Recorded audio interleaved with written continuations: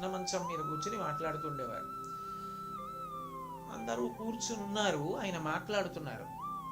దేని యందు ఎట్లా ఉంటే ప్రజ్ఞ అనిపించుకుంటుంది అన్న విషయం అక్కడ ప్రస్తావనకు వచ్చింది. వచ్చినప్పుడు ఆయన చాలా తేలిక మాటలతో ఒక మాట అన్నారు.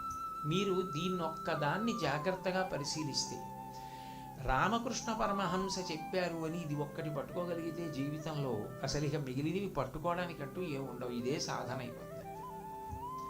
దానికి ఆయన అన్నారు, సంసారం అనగానేమి, సంసారమునందు నిత్యానిత్యములు కలిసిపోయి ఉంటాయి. సత్తు ఉంది, అసత్తు ఉంది.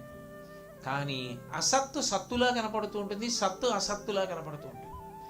ఏది నిత్యము కాదో, ఏది శాశ్వతము కాదో అది శాశ్వతములా కనపడుతూ ఉంటుంది.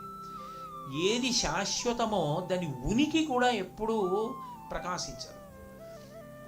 ఇప్పుడు ఈ రెండిటిలో సాధన అన్న మాటకు అర్థం ఏమిటి అంటే, నిజానికి సంసార ప్రవేశం చేయడం దేనికి, ధర్మపత్ని స్వీకారం దేనికి అంటే సంసారము సాధన కొరకు.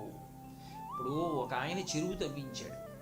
తవ్వించి, ఏమండి ఇక్కడికి వచ్చి మీరు స్నానం చేసి దేవాలయంలోకి వెళ్ళండి, ఈ చెరువు చుట్టూ పూల తోట వేశాను, పువ్వులు తీసుకుని చక్కగా దండ కట్టి భగవంతుడికి సమర్పించండి, మీకు దాహం ఇస్తే మంచినీళ్లు తాగండి అని చెరువు తవ్వాడు.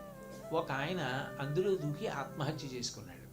చెరువు తప్ప, చెరువు తవ్వించిన వాడికి తప్ప, చెరువుని అలా వాడుకున్న వాడికి తప్ప. అంటే ఇంతమందికి పనికి రావడానికి చెరువు తవ్విస్తే అది నేను ఆత్మహత్య చేసుకోవడానికా వాడడం అన్న బుద్ధి వాడుకునేవాడికి ఉండాలి. ఎందుకనంటే ఒక్కొక్క వస్తువు పాడయిందనుకోండి, పాడైతే ఆ వస్తువు ఏం తిరగబడక్కర్లేదు. మీరు ఆ వస్తువు పట్ల చేసిన అపచారము వలన మీరు పోగొట్టుకున్నదే ఆ వస్తువు లేకపోవడం వల్ల మీకు కలుగుతున్నటువంటి పెద్ద అపకారం.